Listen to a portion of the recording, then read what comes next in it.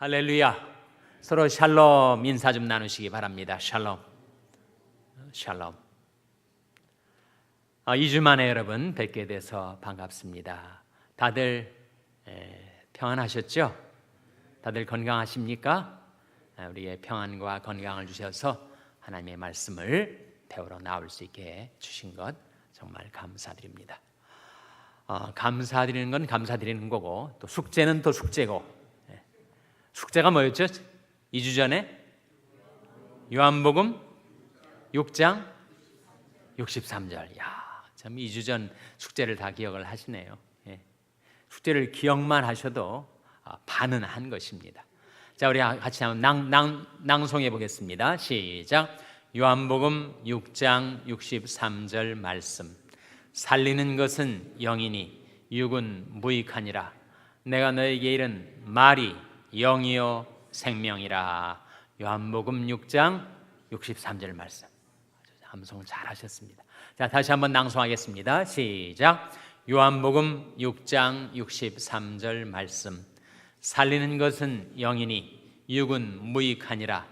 내가 너에게 이른 말이 영이요 생명이라.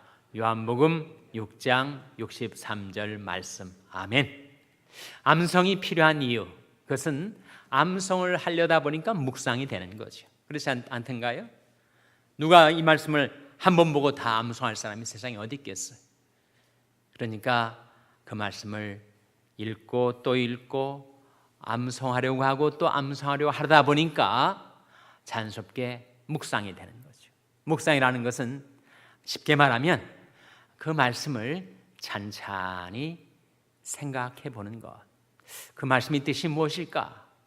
그 말씀을 내 생활 속에 어떻게 적용할 수 있을까? 이런 질문을 가지고 그 말씀을 찬찬히 깊이 생각해 보는 게 바로 묵상이니까, 암송하려다 보면 묵상하게 되고, 묵상을 하게 되면 암송하기가 쉽습니다. 그렇지 않던가요?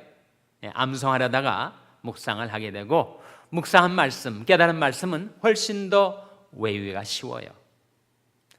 살리는 것은 영이니, 사람을 살리는 것, 그것은 바로 영이지 육은 아니다.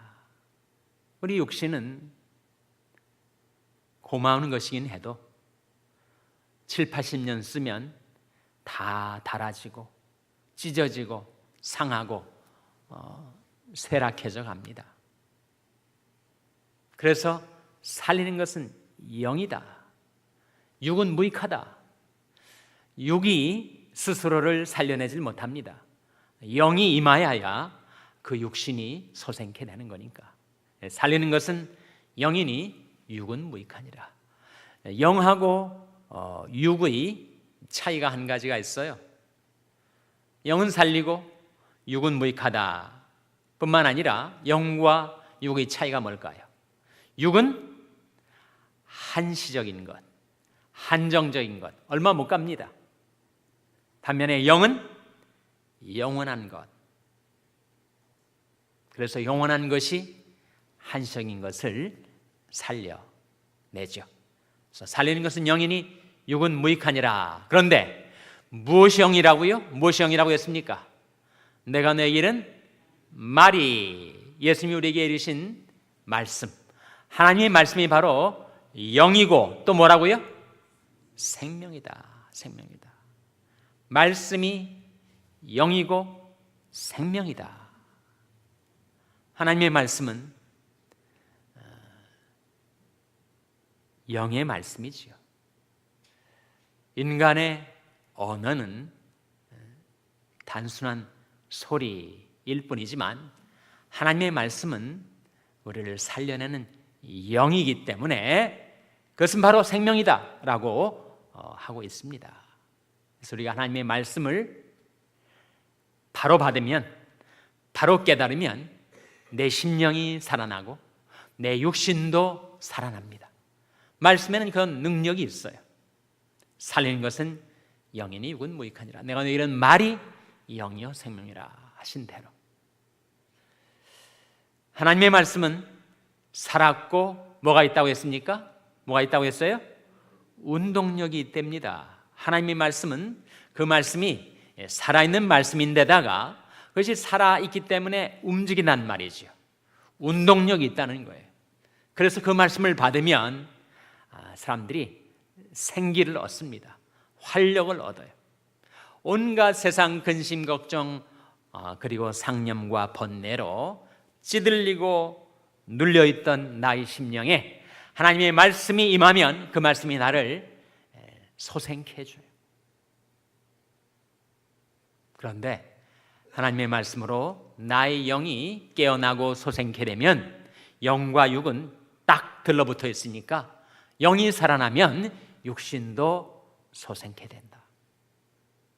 하나님의 말씀은 살았고 운동력이 있어 좌우의 날선 어떤 검보다도 예리하여 영과 혼과 및 관절과 골수를 찔러 쪼개기까지 하며 사람의 마음과 생각을 감찰하나니 지은 것이 하나라도 드러나지 않을 것이 없고 만물이 우리를 상관하신 자의 눈앞에 벌거벗은 것 같이 드러나느니라.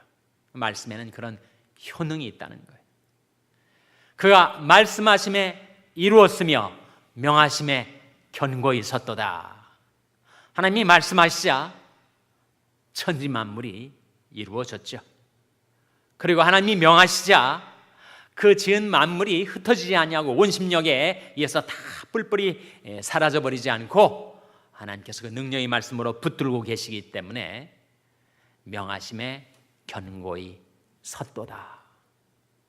그래서 이 우주가 질서정연한 코스모스로 서 있게 된 것은 하나님이 그 능력의 말씀으로 붙들어 주시기 때문이다. 네, 소우주라고 하는 나라는 존재, 내 안에 있는 영혼과 육신만 생각해도, 몸만 생각해도 인체의 신비가 참 놀랍지 않습니까?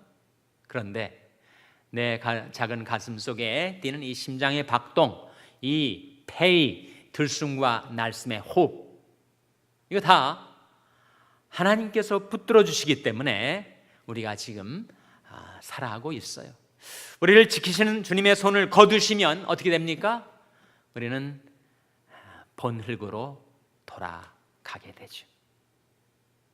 그래서 하나님 지금도 그 능력의 말씀으로 만물을 붙들고 계신데 그가 말씀하심에 이루었으며 명하심에 견고히 섰도다. 이런 말씀은 짧은 말씀이지만 너무 의미가 깊은 말씀이어서 여러분이 꼭 한번 찾아보시기 바랍니다. 시편 33편 9절입니다. 시편 33편 9절.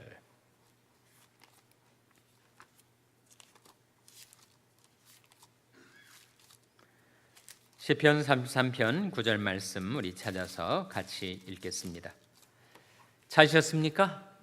금요성경 공부 나오시는 분들은 제가 페이지를 말씀 안 드려도 되죠? 자, 시편 33편 9절 찾으셨으면 같이 읽겠습니다. 시작. 저가 말씀하심에 이루었으며 명하심에 견고히 섰도다. 하나님이 말씀하시자 천지 만물이 이루어지게 되었고 하나님이 명하셨기 때문에 천지 만물이 지금 견고히 서 있는 거예요. 그러니까 저 여러분이 직립, 서서 움직이는 사람 아닙니까? 우리가 두 발로 땅을 딛고 서 있는 이렇게 선 것이나 또한 우리 심령이 낭망하고 쓰러지지 않고 내 심령이 서 있는 것이나 그리고 나의 인생이 휘청거리는 연약한 나의 인생이 험한 세파 속에서도 부딪혀 나가 떨어지지 않고 이렇게 서 있는 것, 다 어떻게 서 있는 거라고요? 그가 명하심에 견고히 섰도다. 하나님 말씀은 우리를 그렇게 견고히 세워주는 효능이 있고 그리고 세상살이로 지치고 고달프고 곤하여진 나의 영혼과 육신을 하나님의 말씀은 다시 살려내는 생명력이 있습니다. 그래서 우리 암송한 말씀, 그 뜻을 우리가 묵상하게 되죠. 살리는 것은 영이니 육은 무익하니라. 내가 내게는 말이 영이요 생명이라. 참 그런데 정말 역설적인 건 모순이지요.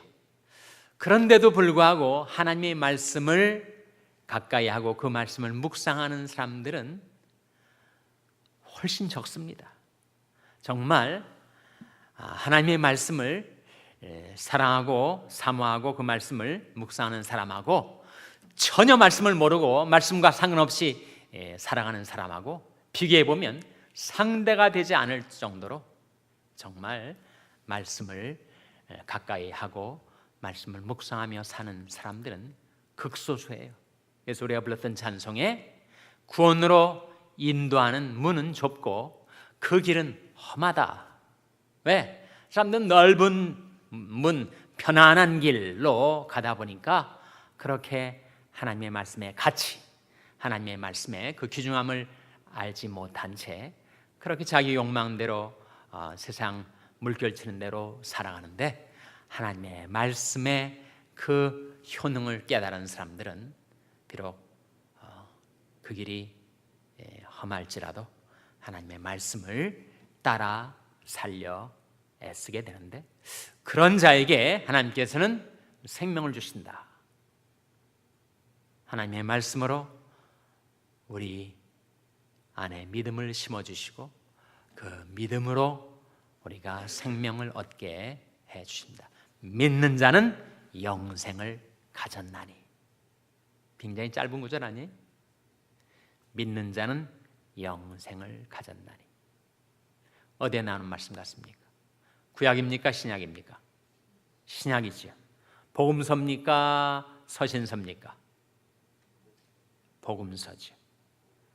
마태, 마가, 누가, 요한 사복음서 중에서 어디에 나올 법합니까? 바로 요한복음이지. 여러분 다 아주 에듀케이티드 게스트를 정확하게 하시네요. 자, 요한복음 6장 47절 한번 찾아보시기 바랍니다. 요한복음 6장 47절. 요한복음 6장 47절 말씀 우리 찾아서 같이 읽겠습니다. 요한복음 6장 47절 찾으셨어요? 같이 읽겠습니다. 시작. 진실로 진실로 너에게 이르노니 믿는 자는 영생을 가졌나니. 누가 하시는 말씀이에요? 예수님이 하시는 말씀이에요. 진실로 진실로 너에게 이르노니 믿는 자는 영생을 가질 것이니 라고 했습니까? 가졌나니 라고 나오죠. 죽은 다음에 정말 영생을 얻을 것인지 안 얻을 것인지 그때 가봐야 알겠습니다. 예수님 그렇게 말씀하시지 않았어요. 믿는 자는 영생을 가진 것이다. 믿는 자는 영생을 소유하고 있다. 그러니까 우리가 구원의 확신을 가지고 신앙생활을 하게 되는 거죠. 자, 오늘 사도행전 우리 공과로 돌아와서 오늘 몇 과 할 차례입니까? 22과죠. 본문이 먼저 22과 제목을 한번 보세요. 뭐라고 나와 있습니까? 베드로 도르가를 살리다. 도르가를 목적어죠. 주어는 뭡니까? 베드로. 얻는 이가 주격 조사를 쓰지 않고 콤마로 대신하고 있습니다. 베드로 도르가를 살리다. 더 긴박감이 있게 영화 제목같이 그렇게 제목을 잡았습니다. 사도행전 9장 32절에서 43절 우리 한번 찾아서 같이 읽겠습니다. 사도행전 9장 32절에서 43절 말씀 찾으셨습니까? 같이 읽겠습니다. 교독하겠습니다. 때 베드로가 사방으로 두루 행하다가 루다에 사는 성도들에게도 내려갔더니 거기서 에냐라는 사람을 만나매 그가 중풍병으로 상위에 누운 지 8년이라. 베드로가 가로되 에니야야 예수 그리스도께서 너를 낫게 하시니 일어나 내 자리를 정돈하라 한데 곧 일어나니 루다와 사론에 사는 사람들이 다 그를 보고 주께로 돌아가니라. 요바에 다비다라 하는 여제자가 있으니 그 이름을 번역하면 도르가라. 선행과 구제하는 일이 심히 많더니 그때 병들어 죽음에 시체를 씻어 다락에 뉘우니라. 루다가 요바에 가까운지라 제자들이 베드로가 거기 있음을 듣고 두 사람을 보내어 지치 말고라고 간청하니 베드로가 일어나 저희와 함께 가서 이르매 저희가 데리고 다락에 올라가니 모든 과부가 베드로의 곁에 서서 울며 들어가 저희와 함께 있을 때 지은 속옷과 겉옷을 다 내어 보이거늘 베드로가 사람을 다 내어보내고 무릎을 꿇고 기도하고 돌이켜 시체를 향하여 가로되 다비다야 일어나라 하니 그가 눈을 떠 베드로를 보고 일어나 앉는지라. 베드로가 손을 내밀어 일으키고 성도들과 과부들을 불러들여 그의 산 것을 보이니 온 요빠 사람이 알고 많이 주를 믿더라. 베드로가 요빠에 여러 날 있어 시몬이라 하는 피장의 집에서 유하니라. 오늘 본 말씀에 나타나는 주인공은 누굽니까? 베드로죠. 베드로가 지금 중풍병자 8년 된 중풍병자를 고쳐내고 죽은 다비다를 살려내는 놀라운 기적의 현장을 우리가 보게 되는데, 에니아는 남자 이름입니다. 다비다, 도르가 두 이름이 나오는데 다비다라는 이름은 히브리식 이름이고 도르가라는 이름은 헬라식 이름. 미국에서 태어나 자란 우리 자녀들도 이름이 두 개예요. 한국어 이름이 있고 또 영어 이름이 있습니다. 마찬가지로 그 당시 지중해 연안의 세계 공용어는 헬라어였기 때문에 자기 유대식 히브리식 이름이 있는가 하면 또 헬라 문화권에서 통용되는 헬라식 이름이 있어서 이 여성의 이름이 두 가지로 나오고 있습니다. 도르가라고 사람들에게는 더 알려져 있지만 정작 시몬 베드로가 그 여자를 살려낼 때 사용했던 이름은 뭐예요? 다비다입니다. 이 두 사건, 과연 환자가, 중풍병자가 고침받는 일은 혹시 일어날 수 있을지 모르겠지만, 아니 죽어있는 사람을 살리다니 이게 가능한 일인가? 가능한 일이라고 성경은 증거하고 있습니다. 사실 중풍병자, 스트로크를 맞아가지고 마비가 와서 그야말로 8년 동안 자리 보존하고 누워있던 사람이 이렇게 순식간에 일어나는 것 자체도 놀라운 기적이죠. 그리고 이 도르가라는 여성은 이제 죽었어요. 죽어가지고 도르가 워낙 살았을 때 선행을 많이 하고 구제를 많이 하고 자기가 잘하는 옷을 지어서 가난한 사람들 입히는 일을 많이 하고 그 여인의 그 따뜻한 성품 사랑을 알았던 주변의 친구들이 그 여인이 그렇게 죽어간 것을 너무 애도해하고 있었는데 베드로가 그녀를 살려냅니다. 과연 가능할까? 성경에 나와 있는 신화적인 얘기가 아닌가? 요즘과 같은 과학 문명 시대에 이런 기적이 정말 믿을 수 있는가? 믿을 수 있습니까? 믿을 수 없습니까? 두 가지 아니면 뭡니까 그러면? 이런 놀라운 기적을 우리가 체험할 때가 있어요. 지금도 일어나는 역사들입니다. 그래서 의사가 의학적으로는, 현대과학으로는, 현대의학으로는 도저히 가망이 없다고 포기를 한 사람이 살아나서 상당 기간 살다가 삶을 마치게 되는 경우를 우리가 보죠.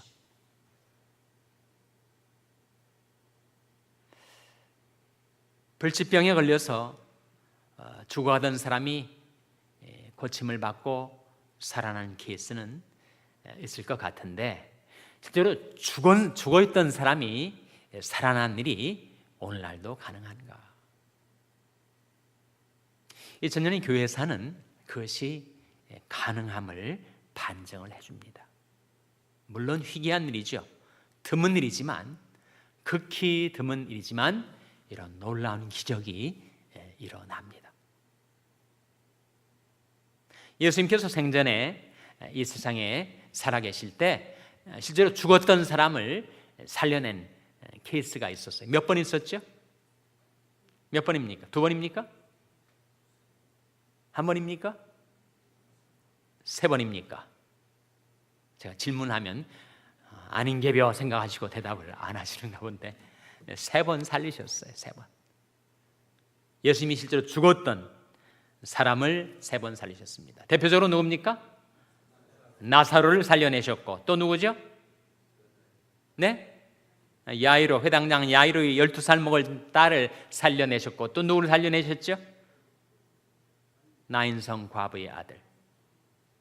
3번 진짜 죽었던 사람, 죽어가는 사람 고치신 것뿐만 아니라 죽었던 사람을 살려내신 경우가 3번 있었는데, 이 시몬 베드로가 우리와 같은 인간인데 어떻게 이 다비다 도르가를 살려낼 수 있단 말인가?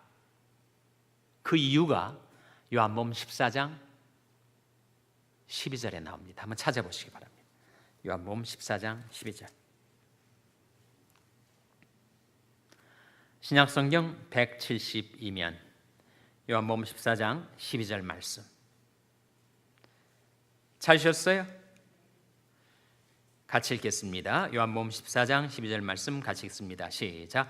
내가 진실로 진실로 너에게 이르노니 나를 믿는 자는 나의 하는 일을 저도 할 것이요 또한 이보다 큰 것도 하리니 이는 내가 아버지께로 감이니라. 예수님이 죽은 자를 살려내신 것 같은 그런 놀라운 역사를, 그런 기적을 나를 믿는 자도 하게 될 것이다.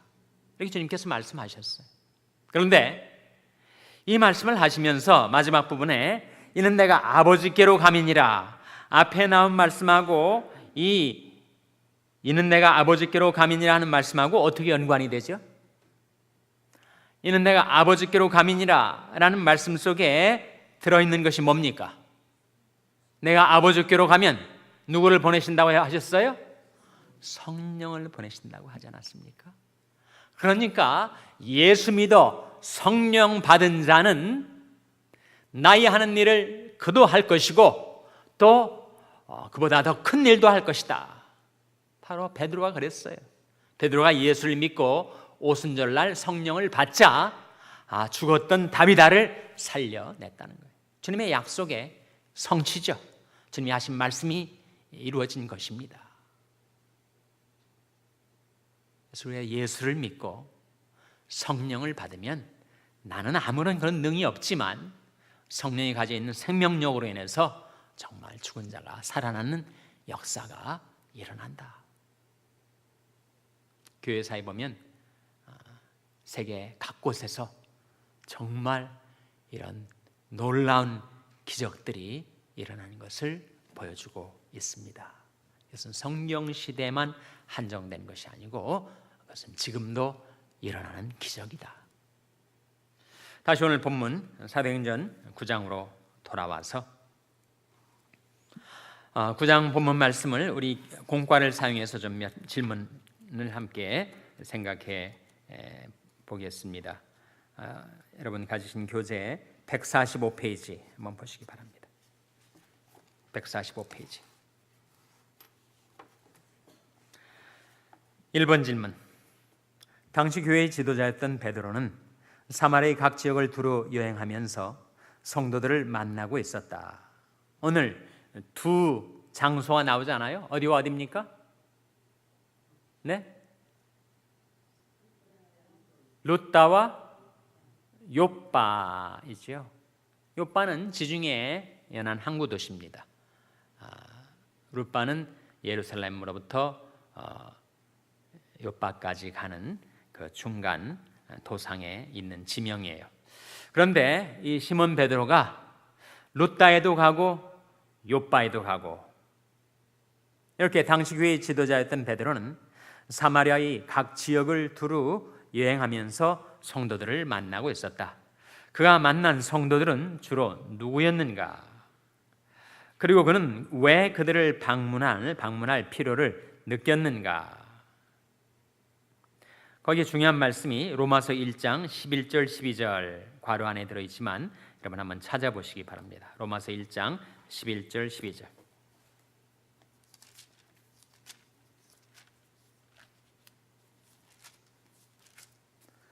로마서 1장 11절 12절 찾으셨습니까? 같이 읽겠습니다. 시작.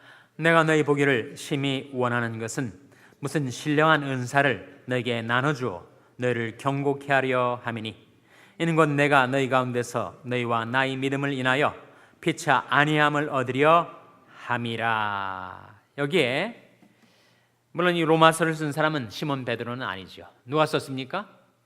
사도 바울이죠. 사도 바울이 로마 교인들에게 이 편지를 쓰면서 내가 너희를 보기를 심히 원한다. 정말 만나고 싶다. 내가 로마에 가서 당신들을 직접 만나고 싶다. 근데 왜 이렇게 너희 보기를 심히 원하는가? 두 가지로 지금 바울이 이야기를 하고 있습니다. 첫째는 무슨 신령한 은사를 너에게 나눠주어 너희를 어떻게 하게 하려 함이니 라고 나옵니까? 견고케 하려 함이니.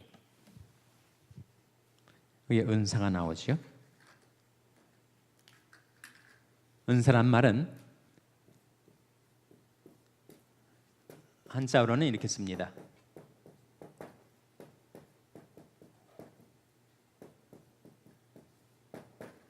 은혜 은자에 줄사자예요. 그래서 은혜로 주신 선물이라는 뜻입니다. 영어로는 gift. gift라는 말은 선물이라는 뜻도 있지만 재능이라는 뜻도 있지 않아요? 이 은사를 헬라어로는 뭐라고 한다고요? 신약 성경에서 있는 헬라어로는 카리스마라고 합니다. 카리스마. 이게 카리스가 은혜란 뜻이에요. 은혜. 제 손녀 이름은 하라인데 하라는 조이란 뜻입니다. 카리스는 은혜란 뜻이에요. 이렇게 연결되죠. 마라는 이 전미사는 결과물 이런 뜻이에요. 은혜로 주어진 선물, 카리스마, 은사 이렇게 되는 거죠. 그래서 은사란 무엇인가? 하나님께서 은혜로 주신 재능이다. 하나님께서 은혜로 주신 능력이다. 원래 선천적으로 그에게 없었던 것인데 성령이 그에게 임하면서 그에게 새로운 재능과 능력을 부여해 준 것이 바로 은사다. 성령의 은사를 받으면 사람이 카리스마가 있습니다. 마른 막대기처럼 아무런 재능도 능력도 빛도 없었던 사람이 은사를 받으면, 카리스마를 받으면 정말 카리스마에 빛나는 사람이 된다는 거죠. 이 카리스마를 세상 사람들이 차용해가지고 뭐 정치 지도자를 언급하면서 뭐 카리스마가 있다 없다 그런 말을 하지만, 카리스마는 원래 성경적인 용어고 그 뜻은 바로 영적인 재능, 영적인 능력 그런 뜻입니다. 그래서 지금 바울이 로마 교인들을 이렇게 보고 싶어하는 이유가 무슨 신령한 은사를 너에게 나눠줘서 너희를 견고케 하려 함이니. 은사를 받으면 사람이 견고해져요. 의지도 견고해지고 성품도 견고해지지만 무엇보다도 믿음이 견고해집니다.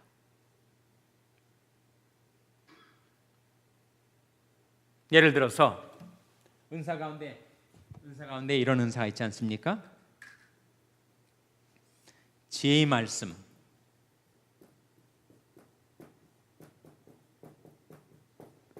지식의 말씀, 영분별 이런 은사가 있어요. 또 은사 가운데는 예언, 방언 통역 그런 은사가 있습니다. 또 은사 가운데는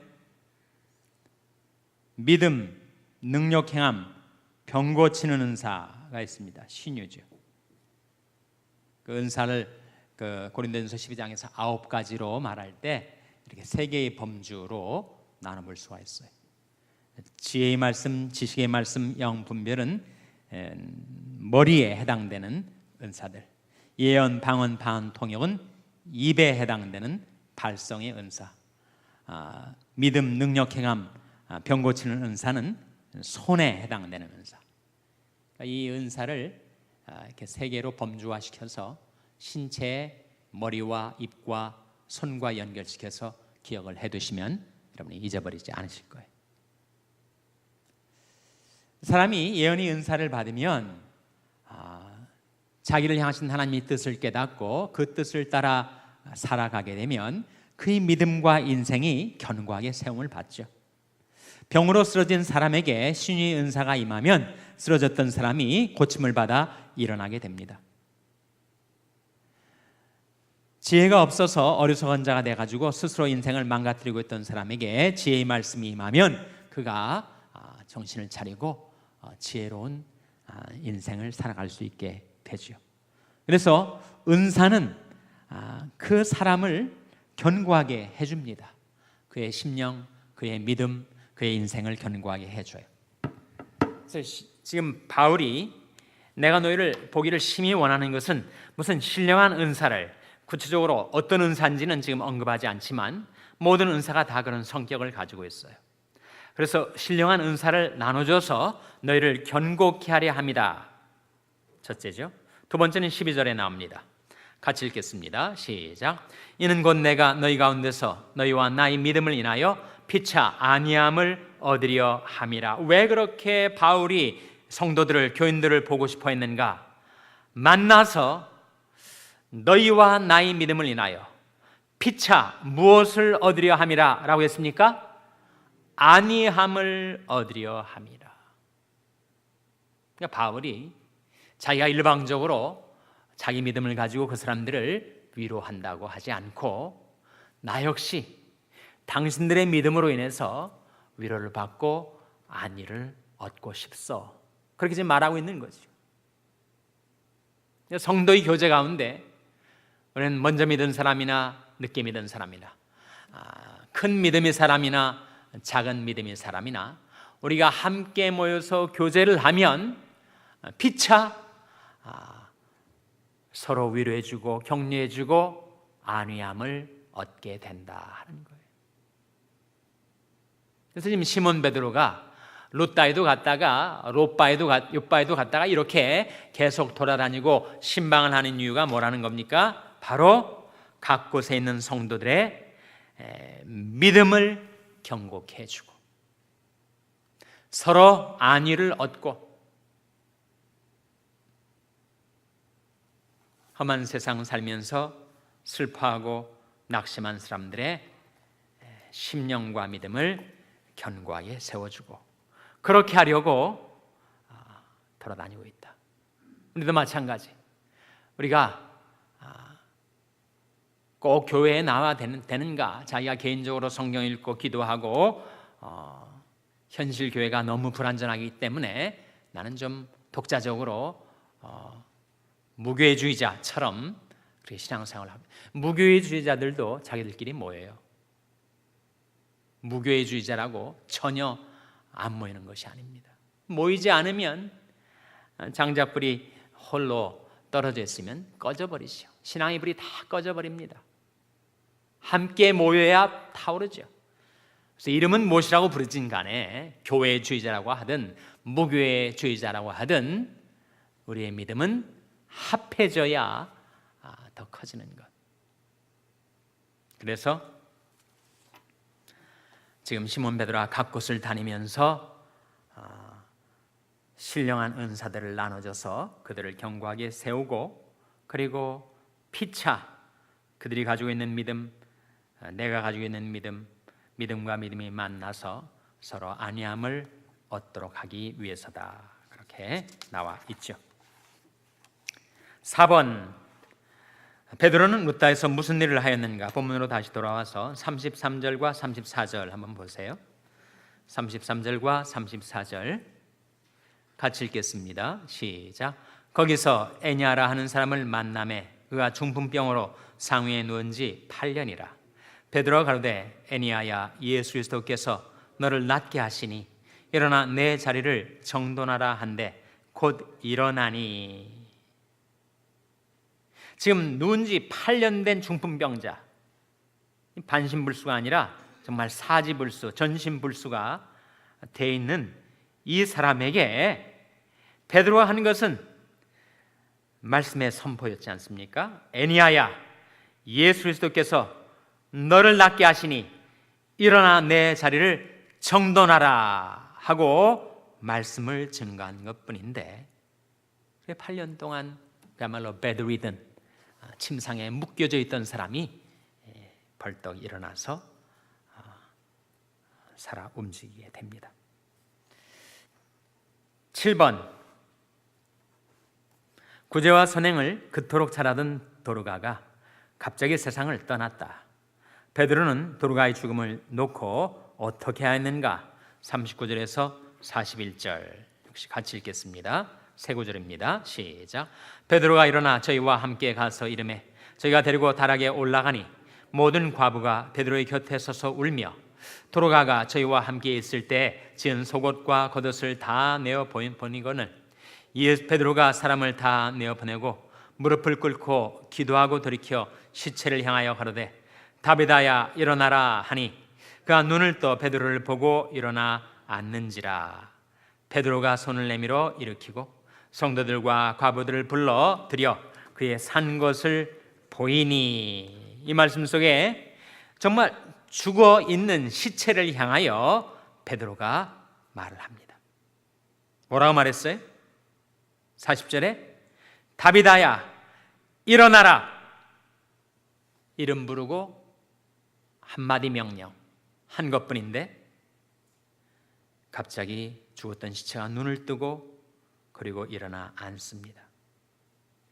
베드로가 손을 내면서 그녀를 일으키고 성도들과 과부들을 불러들여서 그의 산 것을 보여주었어요. 이런 일들이 정말 어떻게 이루어질 수가 있는가?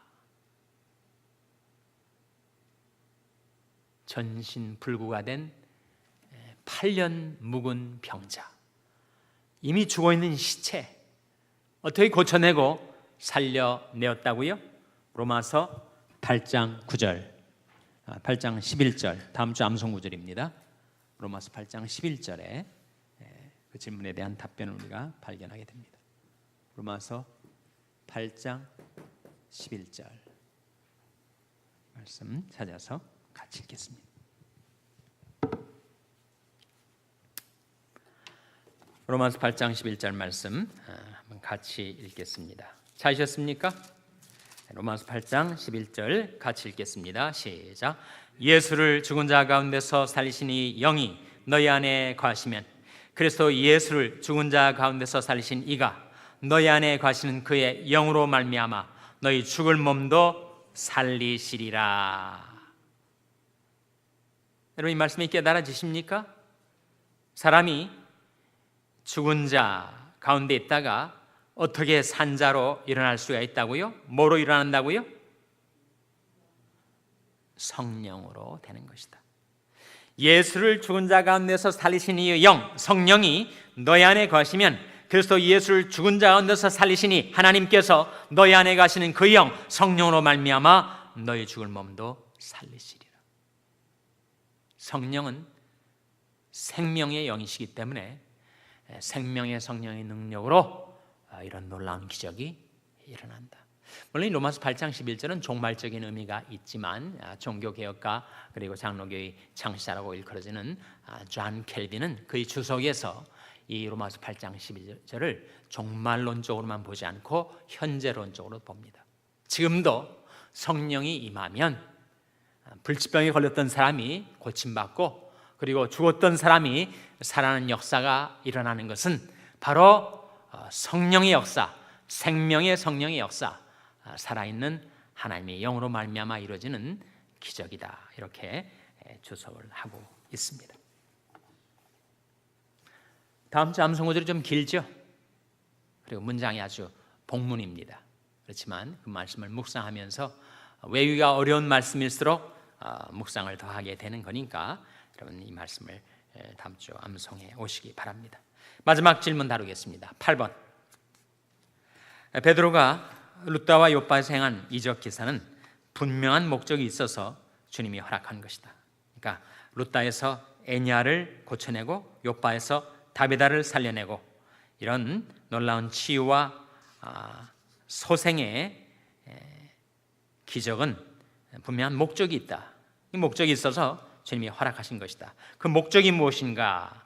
먼저 35절 읽겠습니다. 35절 말씀, 사도행전 9장 35절이죠. 같이 읽겠습니다. 시작. 룻다와 샤론에 사는 사람들이 다 그를 보고 주께로 돌아가니라. 다음에 몇 절이에요? 42절. 같이 읽겠습니다. 온 요파 사람이 알고 많이 주를 믿더라. 그러면 이 두 절의 근거에서 8번 질문의 답은 뭡니까? 그 목적은 뭐예요?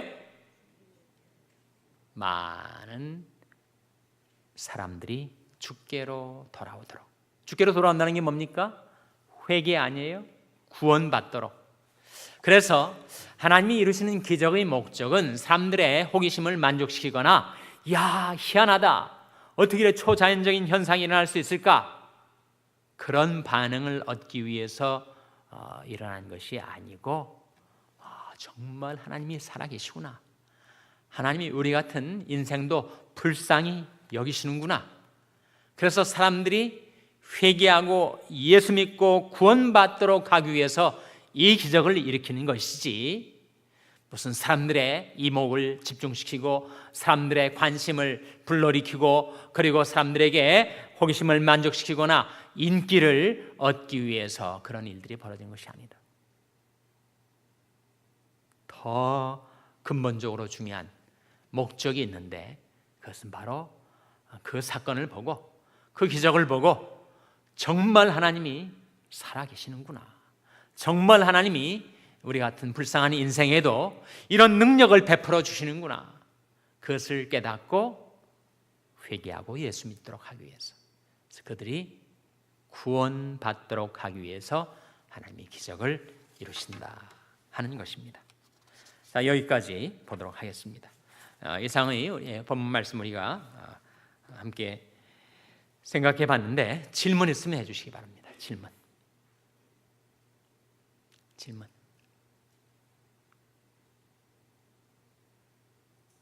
질문 있으십니까? 없으십니까? 네, 질문이 없으신 걸로. 네, 다 깨달아지셔서 없으신 거죠? 네, 단 하나의 의심도 없이 다 믿어지셔가지고 질문이 없으신 걸로 알겠습니다. 어찌하여 너희 마음에 의심이 일어나느냐? 의심이 사라져서 확실한 믿음 갖고 정말 하나님은 살아계시고 하나님 죽은 자도 살려내시고 없는 것도 있는 것처럼 부르시는 하나님이시니까 그 하나님을 믿는 믿음 갖고 내가 살아가야 되겠구나, 믿음을 다지시는 그런 시간이 되셨으면 좋겠습니다. 다음 주 암송 구절은 저겁니다. 기도하시겠습니다. 하나님 아버지,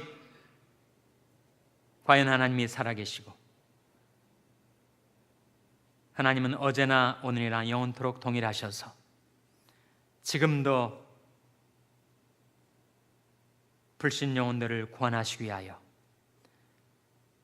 불치병자를 고치시고 죽은 자를 살려내시는 기적을 이루고 계신 하나님, 내 아버지께서 일하심에 나도 일한다 말씀하신 주님, 주님께서 일으키시는 그 놀라운 능력의 현장 속으로 저희들을 이끌어 주시고 저희도 그것을 보고 예수를 증거하여 많은 사람들이 주께 돌아오는 놀라운 구원의 역사를 주님께서 친히 이루어 주시옵소서.